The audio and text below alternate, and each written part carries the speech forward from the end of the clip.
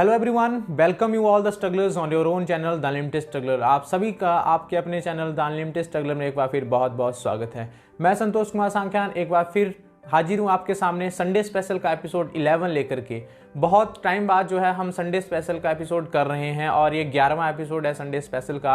आज के इस एपिसोड में हम चर्चा करेंगे उन क्वेरीज के बारे में, उन स्पेशल क्वेश्चंस के बारे में जो बहुत बहुत इंपॉर्टेंट है, जिनका जानना बहुत जरूरी है उन सभी लोगों के लिए जिन्होंने एनएफएससी में अवार्ड लेटर जो है वो हासिल किया है। अभी जैसा कि आपको मालूम है एनएफएससी का जो है लिस्ट आया है, एनएफओबीसी का लिस्ट आया है, एमएएनएफ का लिस्ट आया है। तो उसमें मैंने जो वीडियोस डाले थे उसके रिगार्डिंग, जो भी लिस्ट में जारी किया था, डॉक्यूमेंटेशन प्रोसेस के ऊपर वीडियो डाला था, तो उसके रिगार्डिंग मुझे बहुत सारी क्वेरीज आ रही हैं और ऐसी क्वेरीज हैं जो कि बहुत सारे लोगों को नहीं पता जिनका आंसर, और होगा भी कैसे क्योंकि उन लोगों ने जो है वो नोटिफिकेशन ध्यान से पढ़ा ही नहीं है। जो नोटिफिकेशन लास्ट ईयर जारी किया था उसको मद्देनजर रखते हुए उन क्वेरीज का रेजोल्यूशन या उनका आंसर मैं आपको लोगों को देने की कोशिश करूंगा और आपको वो नोटिफिकेशन में वो सारी चीजें बहुत अच्छे से क्लियर हो जाएंगी अगर आप when you will go through that particular notification of the fellowship. तो आज हम बात करेंगे वो सिर्फ एनएफएससी की बात करेंगे, एमएनएफ और एनएफओबीसी की बात नहीं कर पाएंगे इस वीडियो में क्योंकि उनका नोटिफिकेशन के हिसाब से डिपेंड करता है कि उनकी नोटिफिकेशन थोड़ा सा हटके होती है, उसमें कुछ चीजें अलग होती है। तो मैं अभी जो बात करूंगा मैं बात करूंगा एनएफएससी की।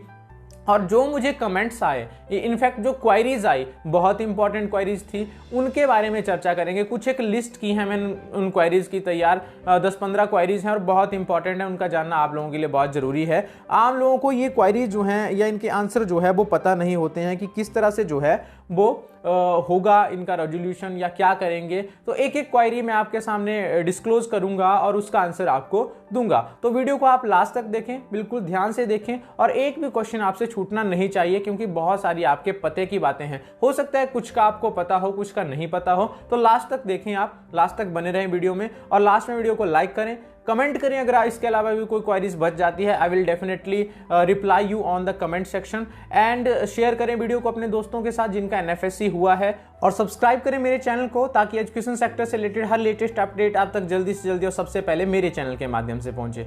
तो आइए दोस्तों शुरू करते हैं इस वीडियो को और सबसे पहला मैं क्वेरी लेने जा रहा हूं जो क्वेरी है कि what is the amount of fellowship. कि लोगों को एक्साइटमेंट रहती है कि कितना पैसा हमें फेलोशिप के रूप में मिलेगा, फंडिंग के रूप में मिलेगा यूजीसी की तरफ से। तो मैं आपको बता दूं कि इसमें जो जेआरएफ का अमाउंट रहता है वो 31,000 यानी कि 31,000 रुपए रहता है। 2,000 है इसमें, 2,000 जो है इसमें एचआरए आता है यानी कि 33,000 हो गया मिला करके। लेकिन एचआरए का अमाउंट जो है वो सिटी टू सिटी वेरी करता रहता है और इसके साथ ही 10,000 रुपए के आसपास जो है आपको कंटिजेंसी जो है हर साल की मिलती है, वो क्वार्टरली आपको अप्लाई करना होता है उसके लिए। और अगर बात करें एसआरएफ की, सीनियर रिसर्च फेलोशिप की, तो उसमें 35,000 रुपए आपको जो है वो अमाउंट मिलता है फेलोशिप का। इसके साथ ही आपको एचआरए मिलेगा और कंटिजेंसी थोड़ा बढ़ के जो है वो अमाउंट मिलेगा। तो लगभग एक अच्छा खासा अमाउंट जो है वो यूजीसी स्टूडेंट्स को, रिसर्च फेलोज को जो है वो फंडिंग के रूप में देता है। दूसरा जो क्वेरी है वो है कि can we get direct admission in PhD through this award letter. Yes of course.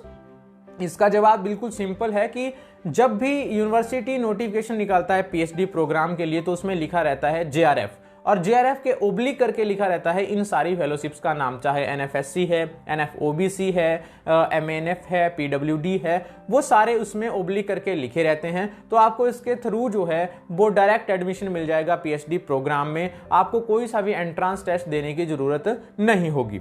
तीसरा यहाँ पे मैं क्वेश्चन लेना चाहूंगा, what is the validity of this award letter. इस अवार्ड लेटर की वैलिडिटी कितना है। इस अवार्ड लेटर की जो वैलिडिटी है वो मैं आपको बताना चाहूंगा कि इस अवार्ड लेटर की वैलिडिटी है 3 साल की। जो डेट इस पे छपा होगा कि इस डेट को हम इशू कर रहे हैं अवार्ड लेटर, उससे आगे की 3 साल तक की आप वैलिडिटी मान के चलिए, तब तक ये अवार्ड लेटर वैलिड होगा और विद इन 3 ईयर जो है आप इसको अपनी पीएचडी में एनरोल करवा सकते हैं, इसके थ्रू पीएचडी में एडमिशन ले सकते हैं और मतलब 3 साल के बाद ये अवार्ड लेटर लैप्स हो जाएगा, उसके बाद इसकी कोई वैल्यू नहीं रहेगी।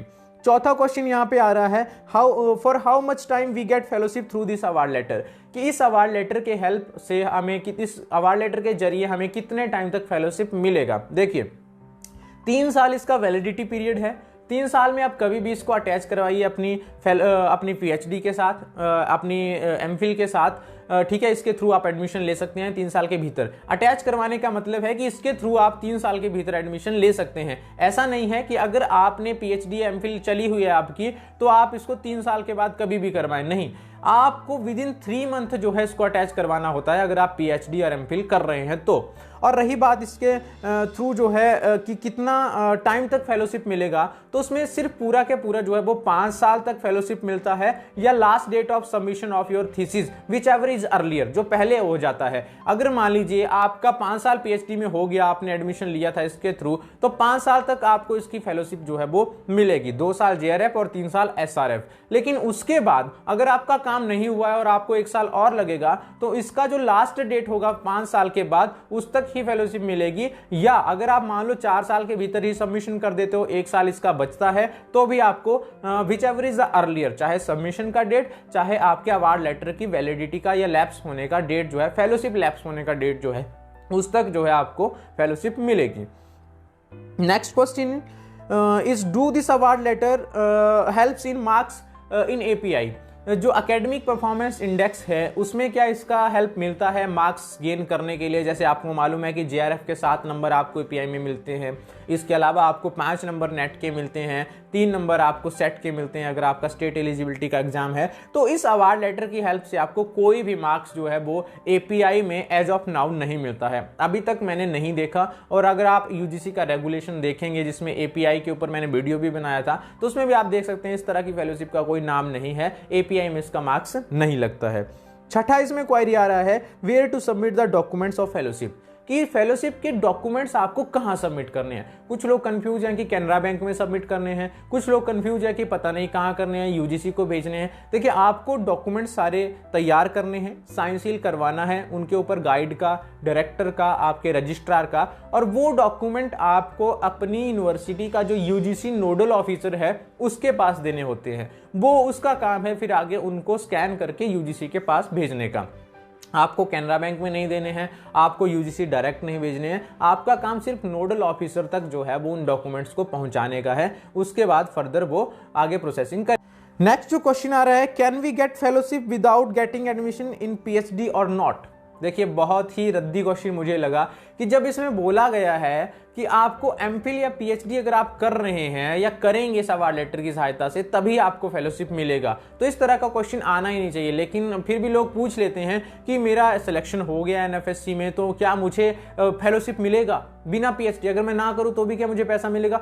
ना करने के पैसे आपको क्यों देगी सरकार? आपको दिया जा रहा है, आप अच्छी रिसर्च करें और उसका कुछ सोसाइटी के लिए बेनिफिट हो, उसका आपको जो है वो पैसा दिया जा रहा है, ना कि आपको सिर्फ क्वालिफाई करने का पैसा दिया जा रहा है। तो आपको पैसा तभी मिलेगा जब आप एमफिल या पीएचडी में एडमिशन लेंगे या आपका चला हुआ होगा, तो रिसर्च करने के लिए आपको जो पैसा जो है वो मिलेगा।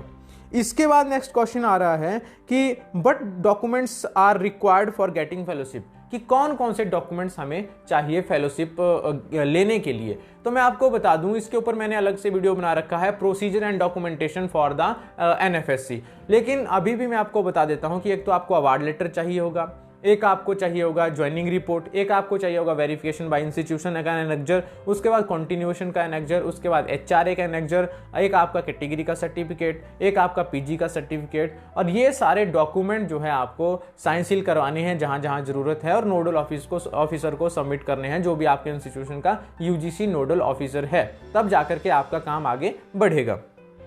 नेक्स्ट यहाँ पे क्वेश्चन आया है कि व्हेन विल अवार्ड लेटर कम, कि अवार्ड लेटर कब जो है वो आएंगे या कब हमें मिलेंगे? तो इसका सिंपल आंसर ये है, मैंने आपको पहले भी बहुत सारी वीडियोस में बताया था जो इसके रिगार्डिंग मैंने पब्लिश की थी, कि आपको जो अवार्ड लेटर मिलेगा वो बहुत जल्दी मिलेगा। 10 से 15 दिन का टाइम मुझे लग रहा है कि ऐसा लगेगा, क्योंकि इस बार जो है एक साथ ही इन्होंने नेट के रिजल्ट के साथ लिस्ट जारी कर दी है, तो ऑब्वियसली नेट के सर्टिफिकेट के साथ हो सकता है ये अवार्ड लेटर भी जारी कर दें, और 10 से 15 दिन के भीतर जो है वो ये अवार्ड लेटर जारी कर देंगे।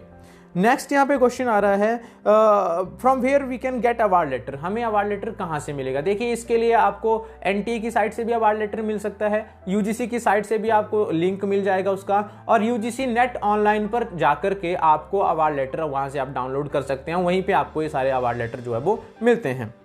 नेक्स्ट क्वेश्चन जो है वो है how much time it will take to get fellowship credited first time, कि फर्स्ट टाइम जब आपको फेलोशिप मिलेगी तो कितना टाइम उसके लिए लगेगा। देखिए ये सारा आपके ऊपर डिपेंड करता है, आप कितनी जल्दी जो है वो डॉक्यूमेंटेशन का प्रोसेस कंप्लीट करते हैं। और एक बात मैं आपको और बता दूं कि डॉक्यूमेंटेशन आप साइन सील करवा लेंगे तो वो डॉक्यूमेंटेशन जो स्कैन होकर के यूजीसी को जाएगी वो 1 से 15 तारीख के बीच में ही जाती है, महीने की जो फर्स्ट 15 डेज होते हैं, क्योंकि उसी टाइम जो है वो यूजीसी का पोर्टल ओपन होता है जिस पे नोडल ऑफिसर जो है आपके डॉक्यूमेंट सेंड करता है। फिर 15 से 30 के बीच में जो है उन डॉक्यूमेंट्स की वेरिफिकेशन होती है, प्रोसेसिंग होती है और फर्दर फेलोशिप जनरेट होती है। और अगर आप फेलोशिप जनरेट हो गई तो लास्ट का जो वीक होता है महीने का 25 से 30 के बीच या 24 के 30 के बीच, तो वहां पे आपको पीएफएमएस पे उसका स्टेटस जो है वो मिल जाएगा। तो ये कुल मिलाकर के 1 महीने का साइकिल चलता है। मतलब दिसंबर की फेलोशिप आपको जो है वो नेक्स्ट मंथ मिलेगी, जनवरी मिड में मिल जाएगी या जनवरी एंड तक मिल जाएगी। लेकिन फर्स्ट टाइम की बात करें तो उसमें थोड़ा सा लंबा प्रोसेस होता है, ज़्यादा डॉक्यूमेंट्स होते हैं, तो उसमें लगभग 2 से ढाई महीने का टाइम जो है फर्स्ट टाइम के लिए मिलता है, इतना टाइम उसमें लगता है। नेक्स्ट क्वेश्चन आ रहा है कि what is the cycle of documentation. मैंने आपको बता दिया पहले ही, पिछले क्वेश्चन में कवर कर दिया कि 1 से 15 के बीच में आपको डॉक्यूमेंट नोडल ऑफिसर को सबमिट करने हैं जितना जल्दी हो सके, और 1 से 5 में आप जो है उनको डॉक्यूमेंट्स को साइन सील करवा सकते हैं और 5 से 15 के बीच में सबमिट कर सकते हैं ताकि वो आदमी आगे प्रोसेस कर सके, और 15 से 30 के बीच में फर्दर जो है वो जनरेट होती है और पीएफएमएस पे स्टेटस आता है। तो इस हिसाब से नेक्स्ट जो मंथ रहेगा उस मंथ के फर्स्ट वीक में आपको फेलोशिप क्रेडिट हो जाएगा। तो 1 महीने का जो है ये साइकिल चलता रहता है। नेक्स्ट क्वेश्चन है कि is this a final list और UGC will issue another list. As of now जो मुझे मालूम है ये फाइनल लिस्ट है। यूजीसी ने कितने लोगों को इसमें नाम दिया है, कितने इसमें रोल नंबर्स आए हैं, कितने एप्लीकेशन नंबर आए हैं, उससे हम कुछ नहीं कह सकते। यूजीसी ने ऐसा क्यों किया इसका आंसर सिर्फ और सिर्फ यूजीसी ही दे सकता है, बाकी हम कुछ नहीं इसमें कह सकते हैं, क्योंकि उन्होंने किस हिसाब से किया है ये आप आरटीआई के थ्रू पता कर सकते हैं, डायरेक्ट कॉल करके पता कर सकते हैं। लेकिन जो मेरी नॉलेज है उसके हिसाब से फाइनल लिस्ट है। अगर आपका नाम इसमें है तो आप उस अवार्ड लेटर को यूज कीजिए, बाकी फालतू के बगेड़े में आप ना पड़िए। नेक्स्ट क्वेश्चन और लास्ट क्वेश्चन आज का है, do we get full amount of fellowship. Obviously सरकार आपका पैसा क्यों रखेगी, सरकार आपको पूरा का पूरा पैसा देगी और पूरा का पूरा पैसा जो है वो इसमें मिलता है। ऐसा नहीं है कि आपको कम पैसा मिलता है, काट लिया जाता है, कुछ नहीं होता। जितना आपको नोटिफिकेशन में बताया होगा उतना ही पैसा आपको मिलता है, बशर्ते है कि आपकी डॉक्यूमेंटेशन पूरी होनी चाहिए और टाइमली होनी चाहिए। तो ये था दोस्तों आज का संडे स्पेशल का एपिसोड 11। आई होप आपको वीडियो पसंद आया होगा और ये वीडियो आपको काफ़ी ज़्यादा शायद हेल्प करेगा। तो वीडियो को लाइक करें, कमेंट करें अगर आपकी कोई क्वेरी होती है और शेयर करें अपने दोस्तों के साथ, और सब्सक्राइब कर लें द अनलिमिटेड स्ट्रगलर को, ताकि एजुकेशन सेक्टर से रिलेटेड हर लेटेस्ट अपडेट आप तक जल्दी से जल्दी और सबसे पहले मेरे चैनल के माध्यम से पहुंचे। तो thank you, thanks a lot. मिलते हैं नेक्स्ट संडे नया एपिसोड स्पेशल लेकर के। Thank you.